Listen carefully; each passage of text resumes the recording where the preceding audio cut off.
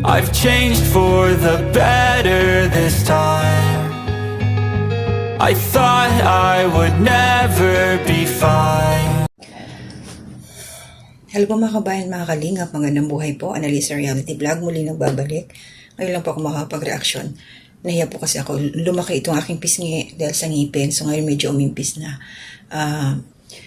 Ito lang ako sa latest na bigay muna ako ng opinion dito sa upload po ni Kuya Bal. Maglalagay po ako ng short clip or panunuorin muna natin ang kanyang clip.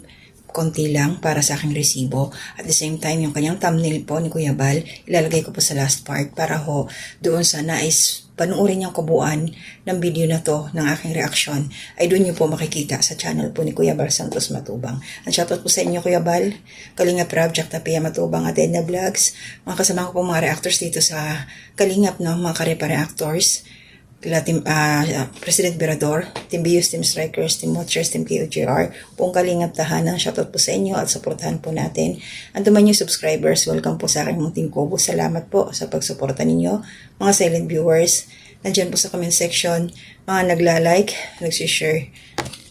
Maraming salamat. Mga hindi po nag-skip ng ads, thank you rin ho sa inyo. God bless po.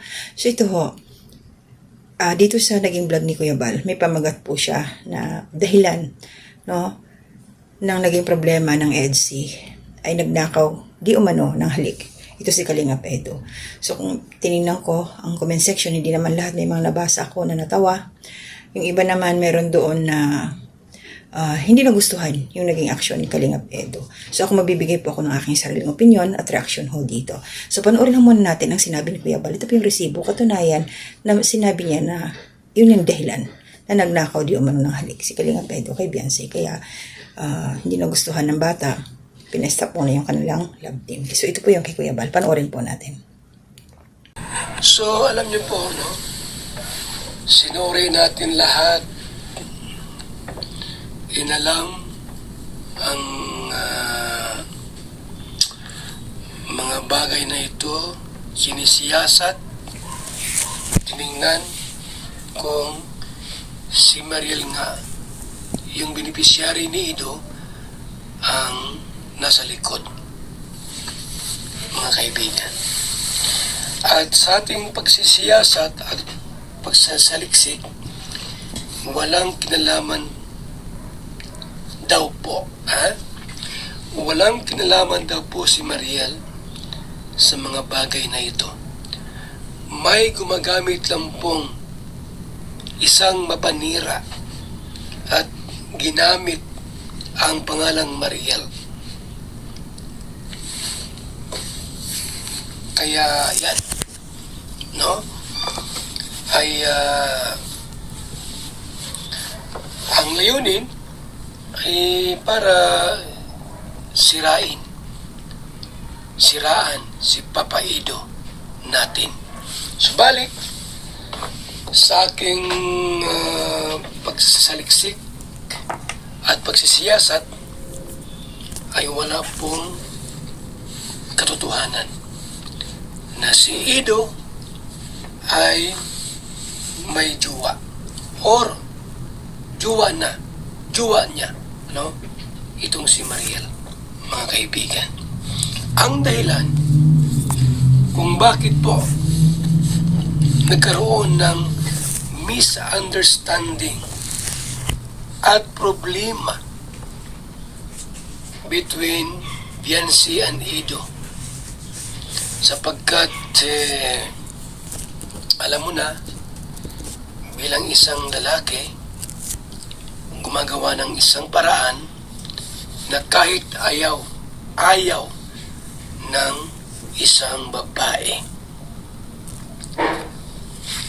Mahirap sabihin lahat. Subalit, mga kaibigan, dumating po sa punto na para bagang natutukso itong si Papa Ido sa kanyang minamahal na si Beyonce. Nagnakaw ng halik. Ilang mga kaibigan, nagnakaw ng halik. So yun po mga kalingap, malinaw ho doon Sa unahan po ng video may nabanggit doon si Kuya Bal na walang third party. Hindi ko na isinama. Panoorin nyo na lang po. At hindi totoo na mayroong taong involved. Yung binanggit na pangalan is Mariel. Hindi daw karelasyon o girlfriend o ano man ni Kalinga Edo. So ibig sabihin walang ibang taong involved. So yung tunay na dahilan daw, di umano, no, ay yung pagnanakaw daw ng halik ni Kalinga Edo kay Beyonce. Ano nga daw ito? Parang may nabanggit pa na pulis. May napumuna kasi daw lumagpas ng bahay. Parang nagtambay sa isang lugar na siguro tahimik. May nakapansin. Hindi ko alam kung paano nakarating doon yung pulis. Sino yung tumawag? Saan ba? Kung nandun naman talaga sila sa area na may mga checkpoint o ano man yun. Hindi natin alam noon. Doon tayo sa naging aksyon ni Kalinga Edo. Yung pagnanakaw ng halik niya kay Beyonce. It's either totoong karelasyon niya, boyfriend o girlfriend o ano man. Kung humalik ka, walang permiso. So, hindi maganda yun. Kahit pa man sabihin natin yung surprise. Anong klaseng halik? Smack o ano man yun? Hindi natin alam basta halik lang Walang sinabi. So, dahil walang permiso, hindi alam ni Beyonce, ginulat, no? Natural na reaction yun. Kahit ikaw gawin yun, magagalit ka, Parang, andun kasi yung respeto ba? Pasensya na, pasintabi Kalinga Edo, Ito piso pang kalahatan na lang ng mga lalaki. Matuto tayong ilagay sa lugar, Respeto. Kung mahal mo yung isang tao, respeto. Pwede naman magpaalam, Para walang maging problema. Kung hindi papayag, wala kang magagawa. Kung pumayag, hindi okay, So, doon sa naging aksyon niya na bigla ang pagnanakaw ng halik, kung ididig deeper natin, halimbawa, hindi natin pumalag pa si Beyonce, possible, kasi umayaw siya, Inistap yung love team nila. Yun daw yung dahilan, So, ibig sabihin pumalag. So, hindi tama talaga na yun ang ginawa niya. Kasi, parang kung tutuusin, may nabasang ako sa comment section, pwede yun maging yung sexual assault ba? Yung pinilit siya na attempt, yung ganon, na hindi maganda, Pwede umabot sa ganon, pero hindi naman ginawa yun nila Beyonce. Pero mali talaga, mali. Alam naman natin kahit asawa natin, pipilitin tayo sa isang bagay na hindi natin gusto, mali yun. Di ba? Pwede kang kasuhan ng doon. Tawag dito, pagkagahasa, rape, ayan, numulis siya kayong ganon, kahit asawa mo pa. Basta wala kang permiso, labag sa kalooban mo, mali-mali yun. Kaya, yung mga lalaki dyan, mag-behave, matutong gumalang, magpaalam kung gusto. At saka, hindi naman natin alam yung status nila. Kung totoo ba, baka mamaya, imyu lang. Yung isa, ini-expect niya, although, alam natin na inamin naman ng isa na nahulog yung loob. Pero, yung mga actions na ganun, maging maingat sa lahat. Kasi, mahirap yung mamaya makalaboso ka. Matapat ka doon sa isang taong talagang maninindigan na yung ginawa mo ayaw niya, baka maging mas rehas.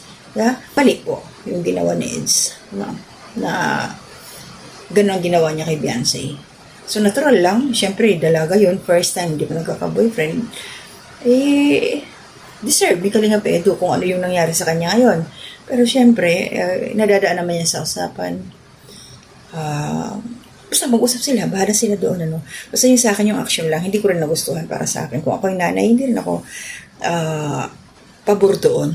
Halimbawa, yung anak ko magsusumbong sa akin na ganito yung ginawa sa akin. Baka talakan kita. Di ba? Ganun yun Bakit mo ginawa to sa anak ko? Wala kang respeto, wala kang paggalang sa anak ko. Nagtitiwala kami sa iyo, tapos ganun ang gagawin mo. Natural na reaksyon ng isang nanay, di ba? Natural yun. Yung mabait siguro yung nanay ni Beyonce, baka hindi na talakan si Kalinga Edo. Pero syempre, iba-iba yung nanay, Iba-iba tayo ng ugali. So, yun lang yung sa akin. Kaya Kalinga Edo, behave na sa susunod. Pag sakali man maging maayos na lahat. Bilib ako kay Kuya Bal kasi talagang hanggang dulo yung suporta niya Huwag magmadali Kalinga Edo. Lang. Tawag dito, plansyahin mo yung mga galaw para walang maging palya, Matuto tayong laging magpapaalam, itaas lagi yung respeto. Number 1 kasi yun Kahit na may mga taong hindi nakukuha sa regalo. na mas gusto nila yung aksyon na pulido, yung makikita mong iginagalang ka, mataas ang tingin sa'yo, yung hindi ka dinadown, yung parang ganon eh. Diba? Masarap pa yung maging rena, no? Sabay ganon eh. So yun lang yung sa akin. Maraming salamat po sa inyong lahat. Harinawa ay may natutunan tayong isang leksyon dito sa ginawa ni Kalingap Edo na mali. Sa mga kalalakihan dyan, Diyos ko, ako may 2, 3 lalaki ko. Kailangan i-seminar ko to sila. Sa bagay, mga behave naman, pero hindi dapat, kailangan talaga gabay ng magulang, no? Ganyan mga pag-ibig, wag ula orada. Baka mamaya mag-advance. Hindi nila alam, napabastos na nila yung babae. So, pangit yun, no? Pangit. Hindi maganda. So, maraming salamat po sa inyo. Shoutout sa aking community spotlight. Thank you po. Good morning po, Nanay Soledad Belmonte. I hope na okay po yung maging resulta ng iyong mga ginawang medical sa inyo. At ayan, Ma'am Susan Dairo, shoutout po. Ate Pia, Cash, shoutout din po sa iyo. Ma'am Amy Bayogo, shoutout po. Sa buong nagmamahal po ng kila Into and Nika Adventure, shoutout po sa inyong lahat. Salamat din po sa suporta ninyo sa akin. Yan, sila Ate Ninette, shoutout po. Maraming salamat po, mga silent viewers yan sila. Sino pa ba? Ate Marilyn, ni Corsa Emiliano, pinsan ko, Walls Tradition. Ma'am Aisa May, Dumasapal, shoutout din po. Kay Mana Amy, May ITV, shoutout po sa iyo, Mana Amy. Tuloy lang, laban lang. Gulang po sa iyong journey sa pagbablog. So yun lang sa akin. Maraming salamat sa aking pinsan, Walls Tradition. Ingat kayo dyan, Day. Aking pamilya, ingat din. Daming pagsubok laban sa buhay. Lumaban ng batas tayong lahat, kahit mahirap. Ingat po tayo. To God be the glory.